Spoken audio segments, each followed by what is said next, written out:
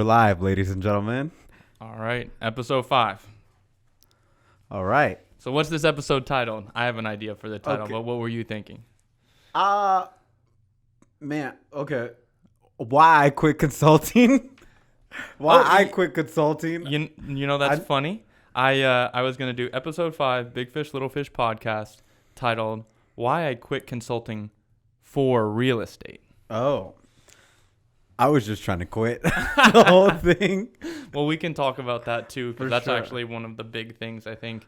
Uh-huh. Regardless of how we got to real Yeah. estate, that's one of the big factors. For So sure. you got to quit. So why don't we start? Because I think the whole point is we both did consulting. Yeah. We're both in real estate now. Yeah. So why don't we give our backstories about how we even got into consulting? And then I have some stuff to talk about. And I'm sure you do too. So why don't you tell me, how did you get into consulting?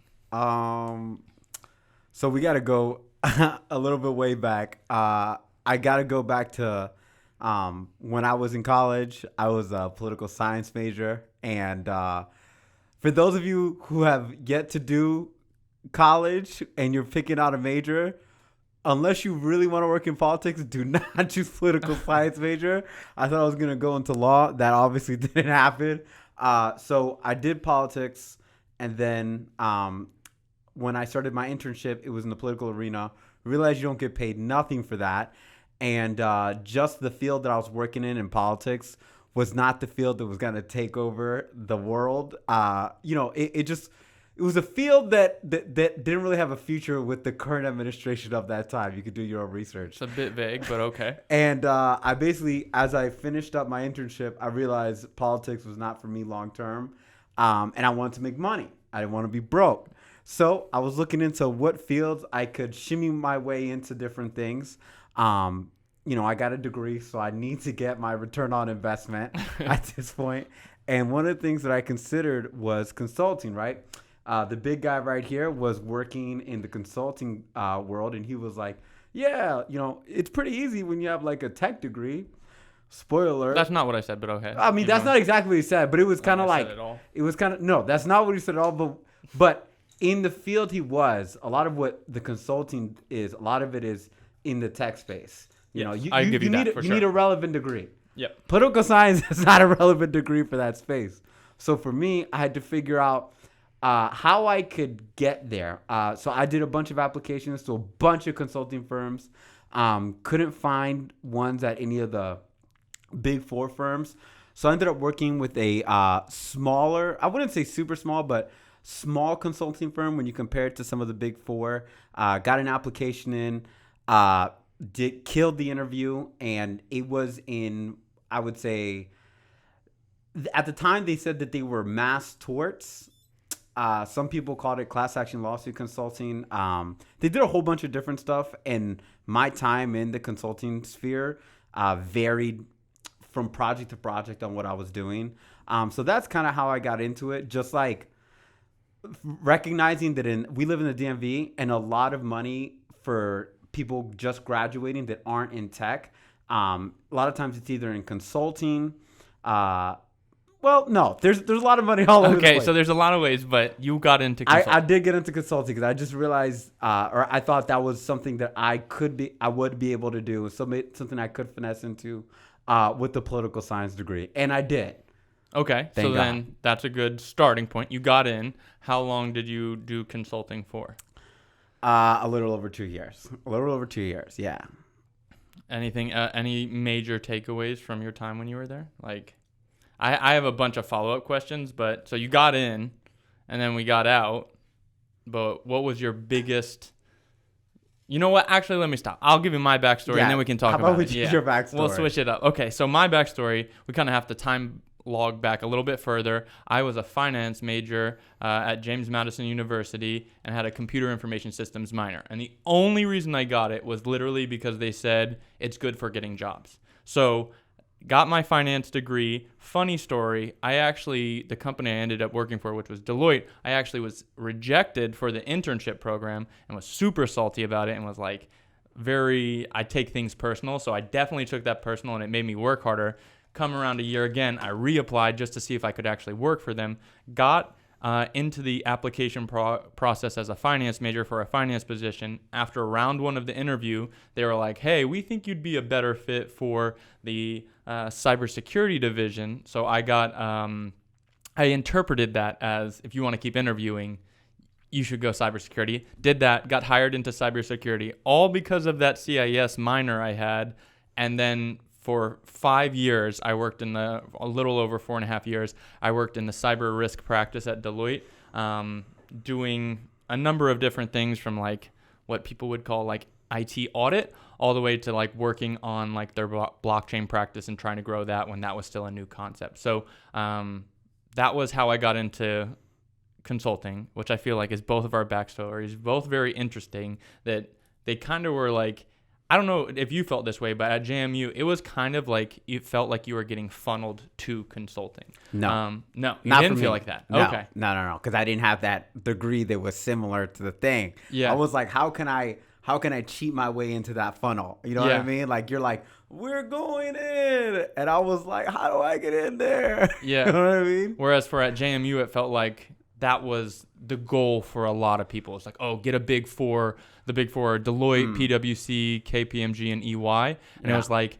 I would say if you were in the School of Business, definitely in like finance, CIS, accounting, those three majors for sure, like that was the goal, was like get a Big Four consulting/accounting firm position. Yeah, but Deloitte recruited actively from JMU. Yes, right? they did. Yeah, Yeah. that's how I got hired through Yeah. it. For both the internship I didn't get, which again I was super salty, Yeah. and then for the actual full-time position, it was because Deloitte was partnering with institutions and trying to recruit as much as they Right. could. They're big. Yeah. For people who don't know, consulting firms, the big boys, the Big Four, they are employing a lot of people in America right now. I actually have a stat about it, but it's Yeah. crazy how many people work for those companies and what they're doing out there. For sure. Yeah. And so Taylor went to JMU. I went to Liberty, which I think also influenced my ability to really, find my way into consulting. But I wasn't actively recruited. I was undrafted. As you say. Yeah. I had to find my way You didn't get in. a lottery pick, but you ended up Yeah. like working through a summer contract. I did a lot of workouts in the summer. I was told of my resume, and I got a company to give me a shot, and it paid off definitely long term. So all my consulting people out there will definitely like understand this question. So I'm gonna put you on the spot because I think it's the funniest question ever. So why don't you see if you can answer this? What is consulting? Like, what do consultants do? Would you describe it as? We bullshit. Bullshit. I think I copyrighted that before, but go ahead, keep going. Nah, I mean, I don't know. I think it just depends from project to project. I think consulting for some people is making beautiful PowerPoints. I Yeah. think consulting for some people is taking those PowerPoints and talking to a bunch of people in a room and convincing them to do what the PowerPoint says. I think for some people, consulting is looking at a bunch of claims and then making ideas from the claims and then then make another pretty PowerPoint and do that. Like, consulting is it's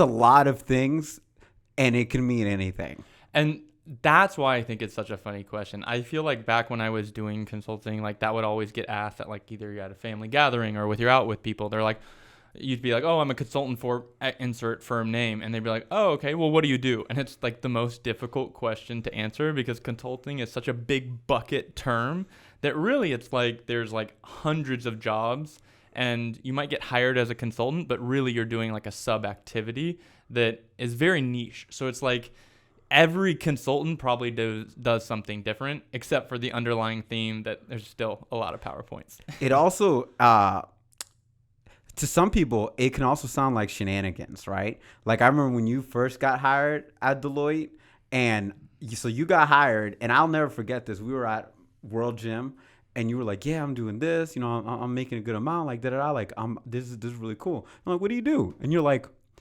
oh, I do consulting. I'm like, what's that? Yeah. And you were like, you started describing some really like complicated thing that time I couldn't even wrap my mind around. And I'm like, so what are you doing though? And you're like, you don't get it? I was like, that doesn't make any sense to me. Yeah. Like, okay, now I'll ask you, what the hell is consulting? Well, like I said, I think it is a general term and it means like 1,000 different things because consultants do 1,000 different things, which is why it's so vague and ominous. He's consulting right now. But but I do think like it is, if I could summarize it, this is after having done it for a few years and I'm out the game now for a while, but like looking back on my time, it's, if I could describe consulting, it's the process of identifying client problems and proposing solutions for them. That's what I think consulting is. Maybe still very vague, maybe not the best definition ever, but like if I really were to look back and if I was doing it still and I would have to talk to like family and be like, what do you do? I'm like, I identify client challenges and I propose solutions. Oftentimes you're not implementing those solutions. Yeah. Hence why it's a lot easier to put together like a PowerPoint presentation and tell them what to do. Implementing is the hard part, but you identify client problems and you propose solutions. Yeah. Two different people are watching this, if two people are even watching this. And one of them is like, oh, yeah, I get what you mean. That's a consultant. The other person's like, what the heck are they talking about? I don't know what these guys are saying. But yeah, that's consulting. That's what it is. From the outside in, it's not very understandable. From the inside out, it's like, yeah, I understand what these guys are saying. All right, well then let's talk through some things. That's a good segue, I'd say. Like, let's talk through some things that whether, let's say you don't know the consulting world or you're trying to get into the consulting world. Let's talk through some stuff. I have a few questions that I wanted to ask you. So first of all, even if we don't even know what consulting is, let's say it's this ominous thing that you called it BSing. There's a lot of different terms, blah, blah, blah. If you wanted, like, talk to the person out there who wants to get into consulting and say, what would you do to better position yourself to do the job if you were starting over again? I think it very much depends on where you are in life. Like, if you're graduating high school, going into college, you should definitely pick a super relevant major that these firms are looking for, right? Something in the tech industry. It could be cybersecurity. It could be information systems. Something in business/finance. Those industries are very hungry. I know that there are positions in the political field. So if you're already in politics, trying to get a more of a communicative role, because that's something that those firms are looking to grasp at. If you are already graduated, I would just say look for the position in the consulting firm you're looking for, and then try to tailor whatever you've done to sound like that position. And that can be copy and pasted for any type of job. But that's what I would say. It really just depends on where you are currently in your life. In your opinion, is there anything you would say, learn this before you start? Excel. Excel? Excel. Okay. I always tell you that story about so I'm a very good interviewer. I'm a very good, I could talk anybody up to do whatever. But doing the thing I just talked about, I haven't always been so great at that. Like my first time working in consulting, I remember they're like, oh, how good are you with Excel? And I was like, oh, dude, I'm vicious, bro. And they're like, oh, I hope you didn't say dude and bro. No, I didn't say dude and bro. But, I told them, I was really good. And I'll never forget, the first time they had me do a project, I hit the enter button and the cell went down. I was like, what? What? I was like, oh man, I had to start from scratch, but I learned about Excel a lot, within a week. So I would definitely say, if you're not acquainted with Excel, definitely become a whiz at Excel, because it's very, very important. Because a lot of what you're going to do consulting is explaining information in a broad realm, and nothing's better for that than Excel. I mean, there's a million things you could do to get yourself ready, but I would say for me, if you know nothing walking into it, definitely walk in knowing Excel. That's good. Anything else? Last minute tips to someone you're prepping to become a consultant or want to get into the field. You did it. Anything else you'd tell them to do? If not. Is this a person who has a job and they're getting ready? No, there's a college kid out there who wants to.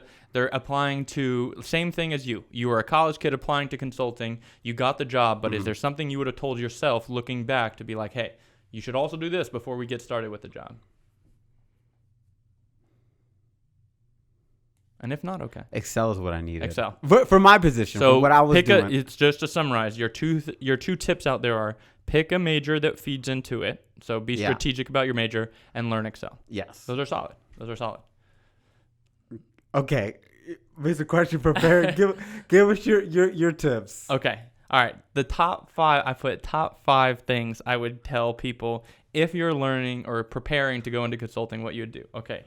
Number 1, learn your soft skills. And that means like go out there and work on the soft skills, how to communicate effectively, because I feel like consulting is like 90% communication. The product you're delivering isn't as important as how you communicate the product you're delivering. So soft skills, that means being able to present things well, being able to draft a solidly worded email that communicates your idea, like being able to schedule and set appointments, those types of things, manage a calendar so you can deal with people. The soft skills, stuff they're not teaching you in college. If you focus on those and your communication skills, you'll be much better off. Number 2, I said learn the big 3, and that's one that hit. I agree with you. I said PowerPoint, Excel, and Word. You need to know how to be efficient in that. You need to know how to work in the basics of PowerPoint and how to move images around, how to create a basic PowerPoint. They'll have templates hopefully, but you need to know PowerPoint. You're spot on with Excel. I feel like Excel is like the most powerful tool there is out there that people underestimate. So learn some Excel, and lastly Word. I mean, like you should know the basics of how to draft a Word document. If you can't do Word, don't even apply. Yeah. So do the big 3. That's my first 2. Number 3 is dress well. I think that consulting has been on an interesting trajectory where it's like they used to be known as a suit and tie organization. At least the big players, from what I've heard, is they were suit and tie. That's what, like, you knew a consulting firm when they were coming in because they were suit and tie. And I feel like they're getting laxed. But for me personally, I wore a suit almost every day, especially the later I got on in my career. It was a suit. And then at the very end of my career, when I was like working out of like an organization C-suite and meeting with their executives, I was in a meeting one day and they all had ties on and I was the only one without a tie on. And I was like, I'm underdressed for this room right now. Like, it was like one of these moments where I'm sitting around a boardroom of executives for a big organization, mind you, and I was just in a suit. And where I was at then, like, people really weren't dressing up. But in that moment, in that room, I felt very awkward being underdressed. And I was just like, no matter what, I'm wearing a suit and tie now. And I transferred that over to real estate clearly, but it's like dress your occasion. And I think that there will never be a situation in work where you're overdressed and everyone's pushing casual Fridays and now casual everydays and all that. But like, look at the executives in a consulting firm, like the partners in a consulting firm. They always have a jacket on, at least when I was there. They were dressed differently, and all the consultants and senior consultants dress a certain way. But this is my long tangent. I would rather overdress than underdress for an occasion, and I think in consulting specifically, it goes a long way. I'm not saying it's why I got promoted faster, but I'm saying it might have contributed. Like, dress the occasion. Like, if you want to be a next level employee, dress like a next level employee. Don't take advantage of casual Fridays. Dress up. Yeah. Teo said screw casual Fridays. I put on the tie on Fridays. Yeah. I said on Fridays we wear a tie. Yeah. I'll say quick story about casual Fridays. My firm started having casual Fridays halfway through my time there. And I went there. I got out of work one day with the polo and jeans. And I met up with Teo to go get a workout in. And he's in a full suit. And he was just like, dude, are you wearing jeans to work? I was like, yeah, it's casual Fridays. He was like, I would never. I would never. I was sick. I said, you wore jeans to work? I was like, everybody wore jeans, man. And he was like, does the partner wear jeans? I was like, I saw the partner wear jeans. He was like, not where I work. Well, I don't know. I just think there's, like I said, the summary is you can never be overdressed for an occasion, but you can be underdressed. So anyway, tip number 3. If you go to your kindergartner's graduation, wear a suit. People will notice. Number 4, Google it. That's tip number 4. Well, this is more when you get into the position, but it's a tip for like new consultants. It's like, I can't tell you how many times there were situations when I was just starting as well as when I had consultants under me, and they would ask me a question, and then it was just very clearly a Googleable answer, and I could just tell that you weren't doing the legwork to actually like try to find the solution yourself. So I was like, you're just coming to me with a question. So I was like, then I started Googling. No matter what, if I had to ask a superior question, I just did a quick Google search, be like, is this something I should know or that's readily available? And then I asked a question. So it's like a very practical tip that not a lot of people think of, especially new hires. They're like, I don't know how to do this. Let me ask my senior. Google it. I'm telling you, it does wonders in consulting. And then lastly, it kind of ties into that. Tip number 5 is bring solutions, not problems. I think that is the number one mistake consultants and senior consultants make, is like management and upper leadership is looking for consultants that identifies challenges and provide solutions. Like that's what consulting is. So a lot of times people will be out there and be like, oh, we have this problem, and present it to their like next level up. And like, I don't know. I just feel like management's going to look better at you if you're like, hey, we have this problem and not sure if this is going to work, but try this solution, or I propose this solution. Like it just shows you're thinking more from a leadership perspective than just a plebe. So those are my 5 tips for people trying to get in or just starting in the consulting field. Okay. Say the 5 broad ones again. I'll give you yay or nay on those. Okay. Tip 1, learn soft skills. Yeah, I'll give you yay. Tip 2, learn the big 3, PowerPoint, Excel, and Word. Yay. Yeah. Tip 3, dress well. I'll give you, yeah. Yeah, not fully agreed. Tip 4, Google it. Yeah. Yeah, Yeah. Google it. And tip 5, bring solutions, not problems. Yeah. So you agree? Let me go back to number 3 though. Number 3, okay. the dress. Okay. Hold on. I 100% agree. Honestly, I 100% agree with suits. You know what I mean? Casual Fridays. I think we can be a little lenient on casual Fridays though. I think we can be a little lenient, and I think especially, use your own discretion, right? If you have a big presentation on Friday, wear a suit. Wear a suit, fellas. Well, keep going. Listen, wear a suit. Edit that out, Eugene. Wear a suit. Listen, if you got a big presentation on Friday, wear a suit.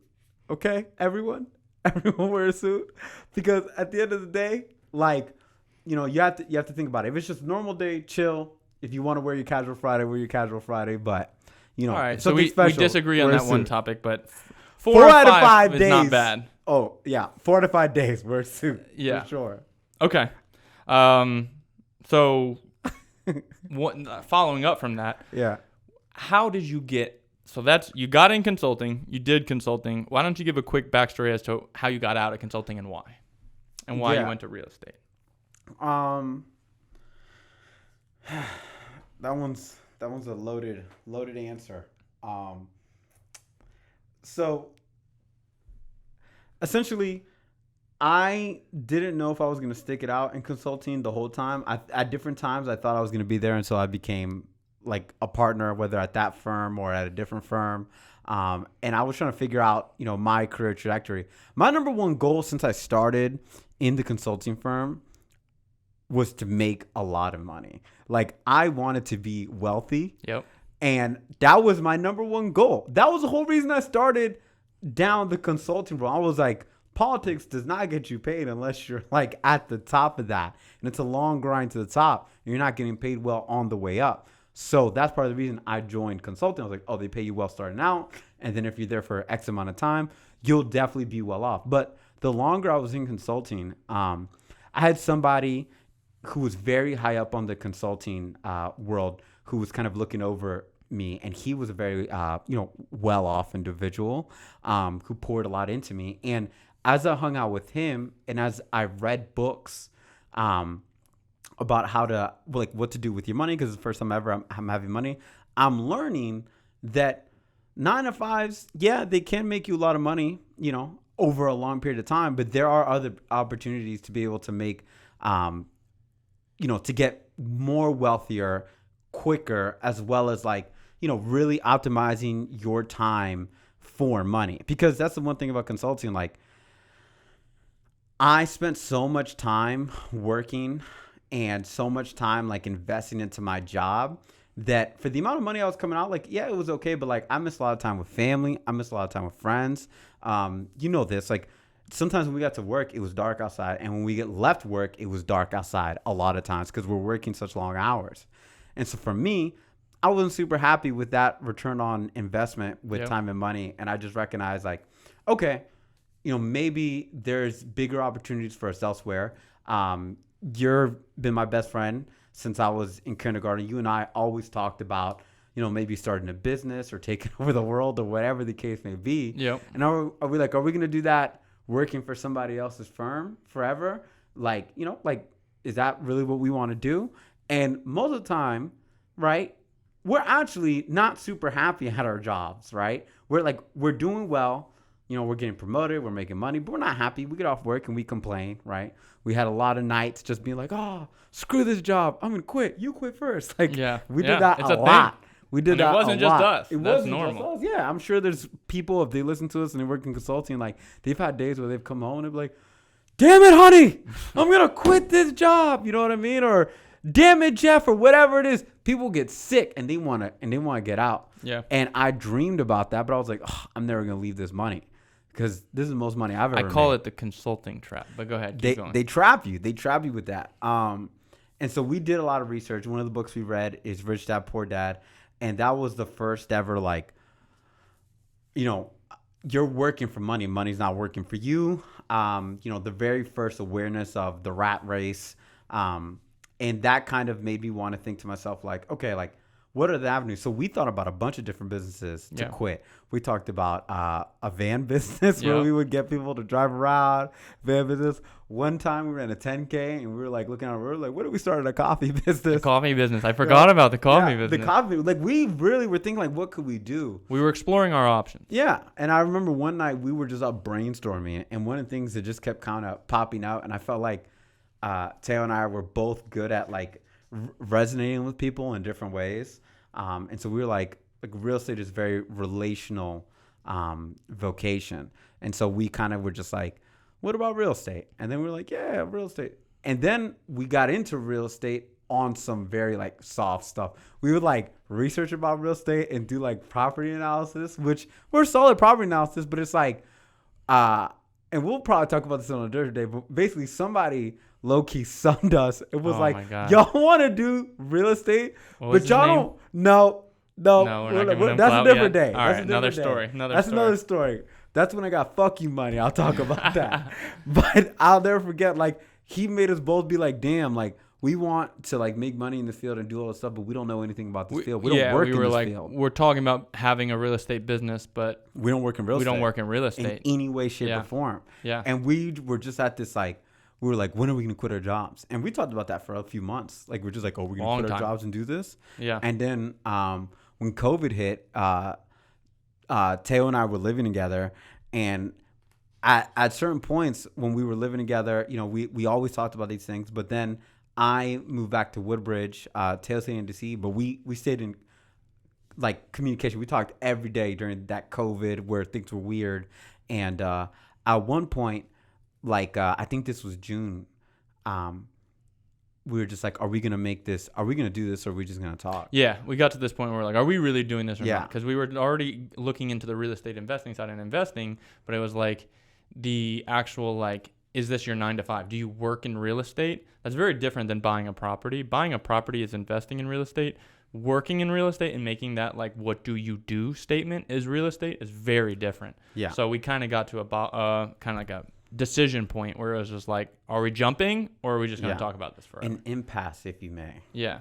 And then you left first, actually. Yeah, I was we had the plan outlined, but you left first. Yeah, I was applying for property management jobs because I was that's a quick intro into real estate, learning how to manage properties, different processes with being a landlord, as well as I can make money and study for my real estate license at the same time. And eventually, I got a call back, and somebody was offering me a position right by where my property was in Woodbridge. So then it was damn. I'll never forget, I was going through the interview process, and I was doing it, but I wasn't my heart wasn't in it because it's a big decision. Yeah. And anybody who's about to make a big change can be indecisive, especially during COVID. That's not switching careers to, hey, I work for Deloitte and now I'm going to another consulting firm. Yeah. That's, hey, I do consulting, hopping a whole industry over, and now I do property management. Yeah. Completely different, and it's you're starting from scratch again. Yeah.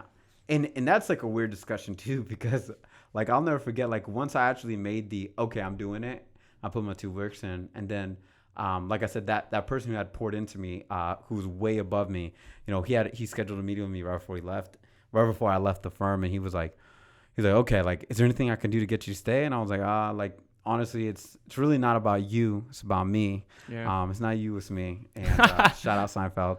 And I'll never forget. He was like, okay, where you going? Deloitte? And I was like, no. He's like, I know you have a friend who works at Deloitte. You're not going there? I was like, no, I'm not going to Deloitte. Gonna go work in property management. And he was like, what? Like, what do you mean property management? I'm like, like those apartment buildings, like the guy who just stands there and he's like, hey, you want to rent an apartment? Yeah, that's what I'm gonna go do. And he just kind of gave me this look. Like, bro, do you know you're cutting your salary by more than half? Yeah. Do you know what you're doing right now? And I had to be like, yeah, because exactly what you said. It's one thing to switch jobs in the same career field, like go from where I was at to Deloitte, right? You get better pay. It's a bigger company. You're still doing similar stuff. Move. Yeah, it makes sense. But to kind of like jump into a different field with no experience aside from what you already have, like no experience in that field, and then starting at the very bottom of it during a world pandemic. Yeah. No one knows that the world's ending. And I'm like, I'll switch jobs. Like, I'll cut my salary. I'll switch jobs. I'll do something I've never done before. Literally, like I didn't know if this was gonna work. I didn't even and in property management, you're still like showing apartments. You're still around people. Yeah. And at that time, people weren't around people. So I was working from home in the comfort of my own home. I don't need to wear a mask. To now, like in the trenches. You're in the you don't know if you're gonna die, right? Like people are still like triple mask, wear the visor. We have like all these like kind of like walls in between, and we're like navigating. Like it was a weird time, and I did it, and it was bizarre. It was a bizarre choice. But you bet on yourself. Yeah, 100%. I bet on myself because ultimately, there were a lot of other things about consulting that kind of made me sick. But when I took it all, I was just like,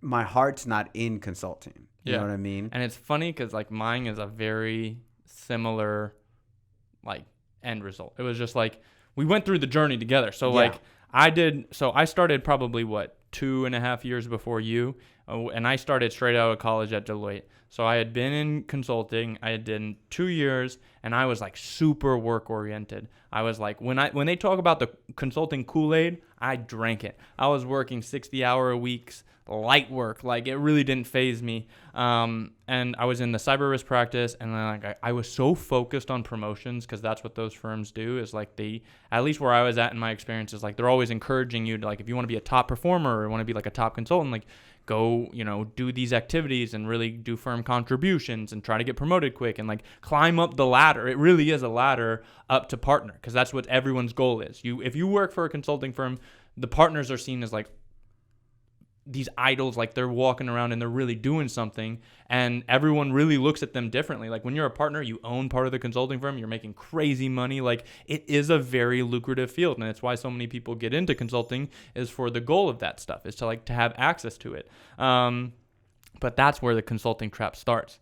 You get in, they pay you good in consulting most places, so you're like, hey, I'm making good money relative to most people out there, but the consulting trap is the time-money ratio. It's like, yes, on paper you make good money, but if you're really doing it, you're working a lot of hours. Like you said, you miss family events, or you're working nights, or you're working weekends, or those types of things. So when you kind of get in it, you may have gotten in it for the money, but if you don't have passion for it, your heart's not in it, like you just said, and you're working crazy hours, and the pay then starts to look a little less because you're like, okay, if you break me down to more like my hourly, and people will do this in consulting, yeah, I might make X amount of dollars a year on my salary, but I'm also working more than your 40-hour-a-week person. So my hourly is not as good as it sounds. But what they do in the consulting trap, and I genuinely think this is very brilliant of them, and not a lot of people talk about this, is they do a really good job with like the carrot. Like they always have something that you're working towards. It's either you're waiting for your year-end bonus, and bonuses people wait around for, or you're waiting for your salary raise because you're finally about to get a nice bump in your salary, or you're close to that promotion. And then when you get a promotion, you get all the above, bonus, salary, all of it. And like now you're at a new level and new responsibilities. So they keep you just enough money that you're happy with it, even though you're not thrilled with it. And they give you just enough incentives that you keep working. You're always working for that next thing. And if you want to get it quicker, you got to work harder or longer. So anyway, long story short, I was super promotion focused. So I worked long hours and I was really focused on it. And I cared about the work I did. So I genuinely did. But I was like, all right, let me get senior consultant as quick as I could. So I started out as a consultant, and in 2 years I got to senior consultant. And then I was looking around and I was like, oh, now I got to get to manager as quick as I can. And they told you like certain amount of times. And I was like, how can I do it quicker? So I worked on pursuits and proposals, which is like a big thing in consulting. It's like, how are you making the firm more money? And I was trying to like help grow like our presence and all these things. So I did all this stuff, and I was a workaholic. Like, when we were living together, I'd wake up early and I tried to be the first one into the office. And I was working on my laptop before I closed it to go to bed most nights. Most nights I was on my laptop working, and it was for that pursuit. But I think your point about how we got out was super important. We both read, like, it's a huge moment and it sounds corny, but it's true. We both read Rich Dad, Poor Dad, and it kind of opened our eyes. We like woke up to like the rat race we were in. And then at the same time, we were like, how do we start building wealth? Like, I want real wealth. And it was just like, your income only is going to grow so much. You got to do something. And we landed on a business / real estate. So very similar conversation to you. When I got out of it, I was like, I had worked my tail off, and maybe it's because I wore a suit, maybe not, but I gotten promoted to manager in 2 years. So in 4 years, I went from consultant to manager, which this isn't to brag, but it's like, I hadn't seen anyone doing that. So I was on the fast track to like working through the firm. And I felt like I got to this point on the money side where I was just like, wow, like, I don't know if I can walk away from this salary. Like, it's good enough now that like, especially for you talked about property management, but I was going to be the real estate agent when we talked about it. And real estate agents, for those of you out there listening on the real estate side, you don't make money. You pay to be a real estate agent. The only way you make money is if you buy or sell a house with someone. So it's like your income goes from set and a nice cushiony manager Big Four salary to $0. Like, you're not eating again until you sell a house or buy a house. So that jump was super scary, and I give you huge like props to it, because I don't know if I make that jump if you don't do the property management jump. It was almost like a sense of like, when you jumped and you had that conversation, I was like, all right, I got to do it. And then I got the promotion to manager, and I was like, I see one life going this way where I'm going to partner at a Big Four firm. And then the other life is like, we do our goal and our dream and like something we actually care about. So very similar conversation at Deloitte. They do partner talks. That's what they call it when you're trying to leave. And it's, how do we keep you? They have scripts on how they keep you at the firm. And for me, when I told them, they were like, oh, well, where are you, like, what are you thinking? Where do you think you're going? I was like, I'm going to be a real estate agent and real estate investor. And I swear they must not have a script for that, because they were all just like, oh, well, that sounds kind of cool. Yeah. And like, good luck. So that was it. I was out after that. I had joined the real estate train with you, and we were now both full-time into it and got into real estate. And that's probably a whole nother conversation, but that is my story of from starting to rejected intern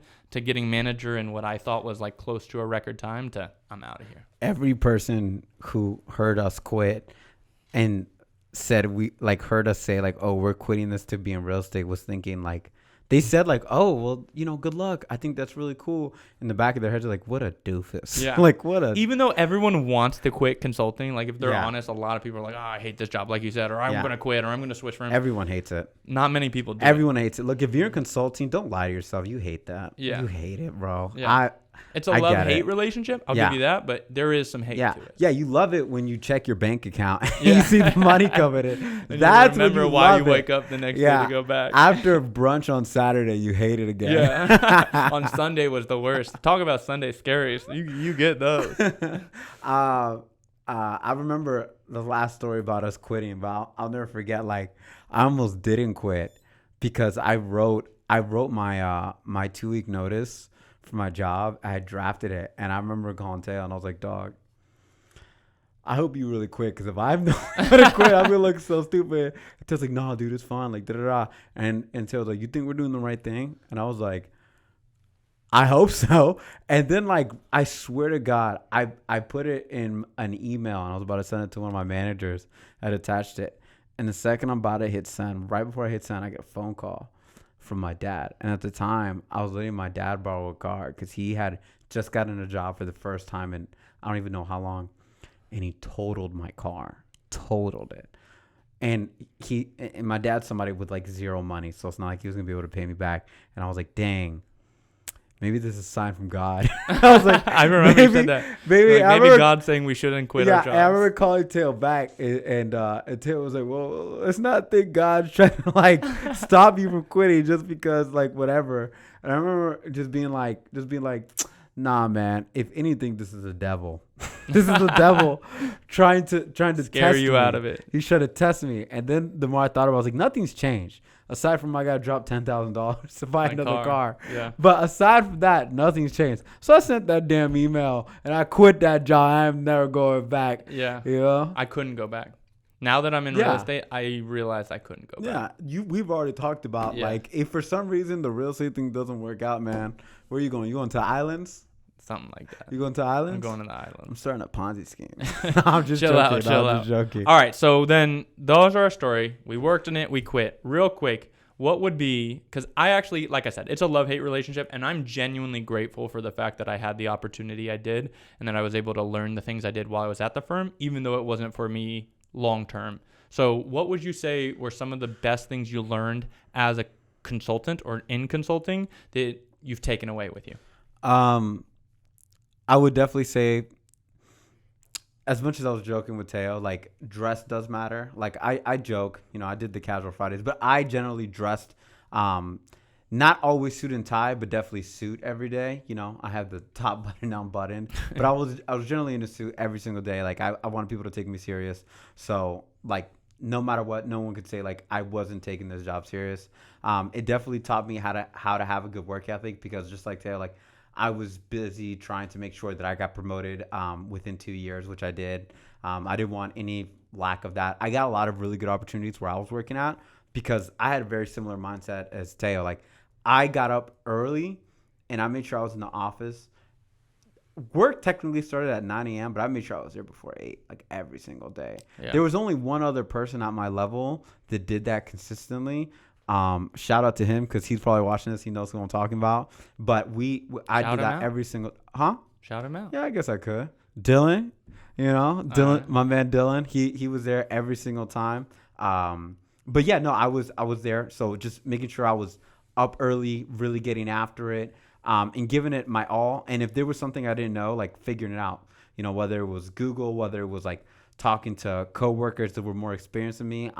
Honestly, I was just very humble, and I still try to use that because I recognize like when you're humble, you are more willing to learn and like I think you grow faster the more humble you are when you're in anything because you don't walk around with an arrogance that people might dislike, and I think at the same time it also remembers like you're just a person, you're not going to know everything. Humble but confident.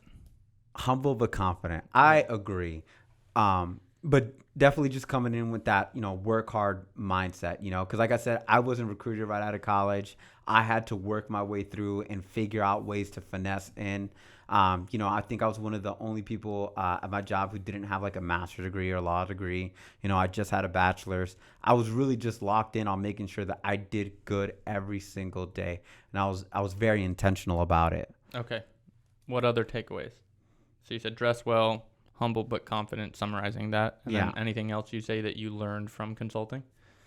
Having it's in the same realm, but just having like a really hard work ethic, like being known for your work ethic. I think that's one of my biggest takeaways. Just being known for your work ethic. You can definitely, even in the real estate field, we talk about this all the time. Like you can definitely outwork other people, and people can tell when you're serious about what you're doing.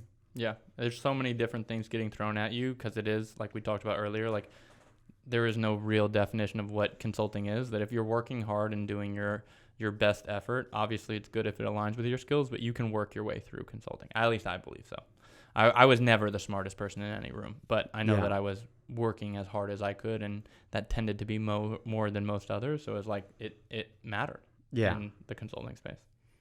I also think that consulting does a really good job of giving you like skills in working on a team. Like you may not always love your team members, but they put you on different teams and you're working on different projects, and like you have to learn how to work as a team, how to manage people and be managed and all of that. So it's good for that. And then the other thing I'd add is I felt like maybe this was my personal experience, but I have applied it to my entire life. It's whiteboarding.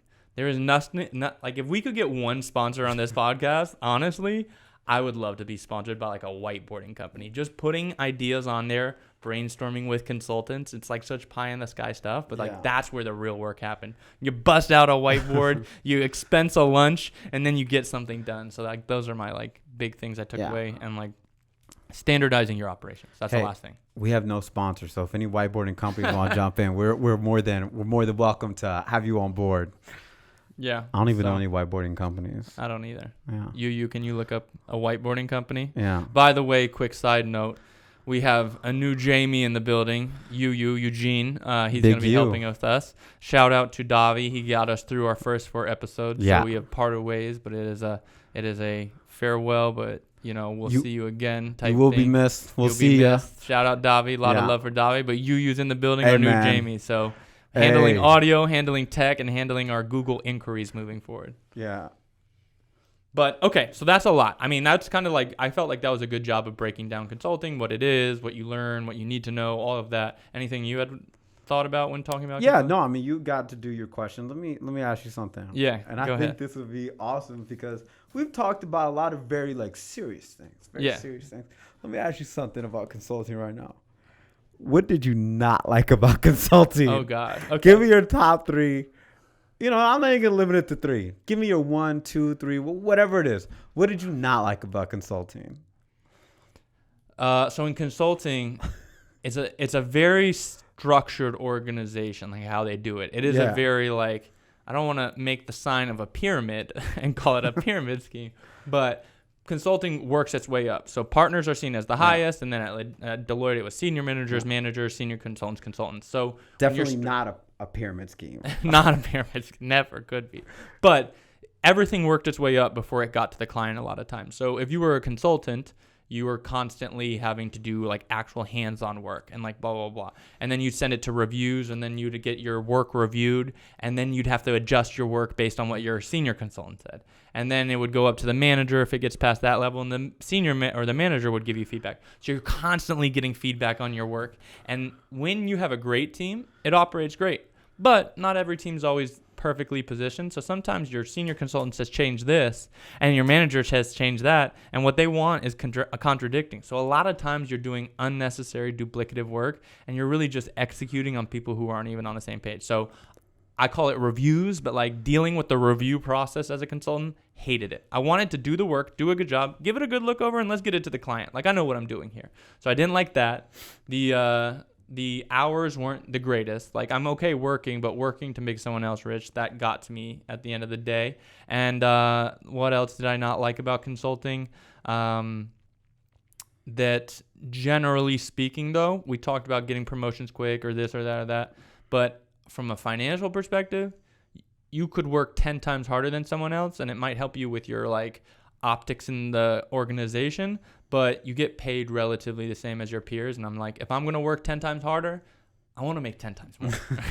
So those were my big things about consulting I didn't love. I'm sure I could get more, but what about you?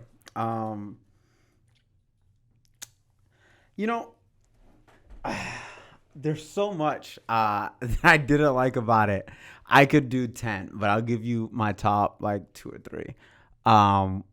One thing I didn't like is like how much ass you had to kiss. Like that blew me so much, bro. Like the one thing I do like about a lot of different fields is like if you work hard, like you don't have to kiss as much ass to get to the top. Like, you know what I mean? Like if for some jobs, it's just like, did you get the work done? Did you get it done well? Whatever, let's go home. And nobody wants to have a happy hour afterwards. Yeah. No one wants to gossip. People just want to get their job done and go home. And in consulting, right, you can do a great job.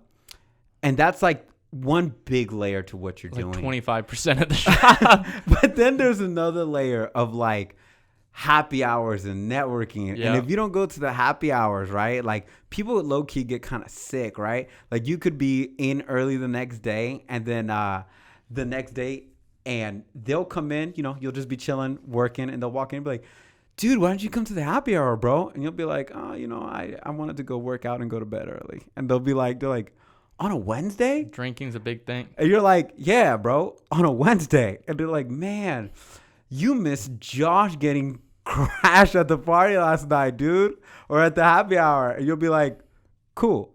And they'll be like, you missed out. And people will just be sick for whatever reason because they had to go. Yeah. And you left it's the like Matrix. a social pressure. It's like, you're not going to the happy hour? And if you go, you know what I'm saying? Like maybe you just want to have a couple drinks and you're just chilling. And people are like, they want you to get hammered. It's a weird thing. It's a weird dichotomy. It's a weird situation going on.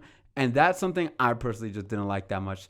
That like next tier of like getting people to like you in order to get you on, just to advance you to different parts of your career.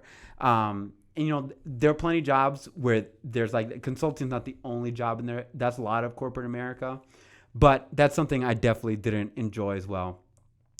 So I would say that aspect of it. I would say a second thing is just like the tediousness of certain tasks. How, we'll leave it at that. Tedious tasks. Okay. Tedious tasks. Yeah. Yeah. But I think you brought up a good point, which is, and we didn't even talk about this, consulting is a lot. We talked about hard work, but more importantly than anything else, it's relationships. Like, how is your perception on the team? Like, are you working well? Are you a good team player? But also, like, does leadership know you? Does, like, the senior manager or the partner know you? Those types of things. And, like, you called it kissing, but I call it more like the politics. There's a lot of politics in consulting. Like, you got to have a good reputation, and you have to make sure that you're navigating both clients as well as teammates, as well as leadership, as well as your subordinates, all of that. Like, that's a whole level to the game that, like, if you're not in consulting, you probably don't get, but you got to be nice at that. Yeah. Like, you can do great work all day, but if you're not nice at the politics side, your promotion track through the firm and your standing in the firm is not nearly what it could be. You have to be great at being inauthentic. You know what I mean? You have to be great at just like people. I always said there's two versions of Miguel. There's the Miguel that a lot of people know and love, right? They've known me for a long time. And then there's the corporate Miguel who talks a little more clear, a little more, hey, fellas, how are you doing? A little more excited than you What's probably going were on? to be there. You guys excited for a lot that of exclamation presentation? points used in emails that maybe weren't necessary. Yeah, I added a few extra commas on accident. Like just trying to make that's sure. Just grammar. Well, no, that's just grammar. But you know what I mean? Just like a very like robotic way of talking to people. It's a corporate culture. Yeah. And I think consulting has that to the nth degree. And you are always a little bit like extra careful on what you say to every single person because you don't know who you can really trust, and it can be cutthroat at times. Everybody wants to get promoted. Very cutthroat. Everybody wants to get promoted. Who doesn't want to get promoted? Even the people who aren't working hard want to get promoted. And if you get promoted and they don't, now you got to watch back. You're not just looking at the people trying to keep you from getting to the next level. You got to feel the people behind you want to pull you back. Yeah. You know, it's a very dog-eat-dog world sometimes, you know. And then, of course, you know, the corporations, they're like, we're your family. You can trust us. You can trust us. Work hard for us. Listen, we're all about culture. Office culture. Yeah. Collaboration. Like work-life balance. Work-life balance. You have to have both, right? But make sure you bill X amount of hours. You have to. And then you can have your life. Yeah. And you can have your life. You're hitting some real points. Work is first. Life is second. Work, life. But there's some sort of a balance in there. But, like, you know. For sure. Yeah. Like that, you know, just, like, be ready for that. You know? So, one thing I will say. We're shitting on consulting a little bit, which is valid and necessary. But for some people, they still want to get into consulting. So you actually reminded me of all my tips and everything I've said. The number one tip I would give someone if you get into consulting, what would it be? What do you think it's going to be? Don't do it. No. No, I'm just joking. The number one tip I would give is coffees. Get coffees. Get coffees with your teammates. Yeah. Get coffees with your lead. Get coffees with your partner of your account. Get coffees with people who don't work on your project at all, because it is so relational that, like, if you're not a big happy hour person and you're not trying to get sauced and have stories about you, coffees are the best way to know people in an organization. And if I could give one tip summarizing everything in consulting, get coffees. I swear it is the best way to progress in a company and a consulting firm. Definitely. Just learn to play the game. Learn to play the game. That's also very important. Because at the end of the day, if you are in that field, you do want to get ahead. You do want to make the money. Like, if you're going to be in there long term, you want to get to partner. Learn the game, baby. Yeah, and there is a game. You know what I mean? Learn the game. You know, it's worth it if you're going to be there for a long time. Not everyone's going to quit for real estate like us, so that's why I'm saying it is important for the people who are going to stay. Yeah. And yes, everyone has frustrating days with their job, but if you're going the consulting route and you really want to do it, you're right. Learn the game. You got to learn the game. If you think it's just about the work, you're missing out on the whole picture. When I first started, I thought it was about the work. I was like, oh, I'm doing a really good job. Da, da, da. And then 6 months in, I was like, oh, it's a game. Yeah. The work is like the baseline. If you're not doing the work well, you shouldn't be there. Yeah. But if you want to be good at it, you do the work, and that's just, you open the door to the next level, which is the game. Yeah. Yeah, some people are really good at the work, and then they're rated like 72, like on 2K or something, right? Because they can't play the game. And then there's some people who don't do the work, but they play the game really well. Yeah. And they're like 67, you know what I mean? But the people who can do the work and play the game, they're in the 80s and 90s. You know what's crazy? I would actually argue that if you do the work well, you're like in the 60s. And if you have do the game right, you're in the 60s. But if you don't work that well, your quality isn't that good, but you played the game really, really well, you have a partner who just is ride or die with you. Yeah. You're in 2K, you're in the 70s. You're like a lower 80. If you have a partner who's willing to back you no matter what, the work is important, but you can get past the work. So I would prioritize the game. You know what's funny? Some of those people, like, they're sharp to the game and they don't have to work, but a lot of times it's like because their dad is a partner or their uncle's a partner. And they're just like, yo, just learn the game, brother. Just learn the game. Like, I'm gonna get you they right. Go to, just learn the but game. You know what I'll tell you?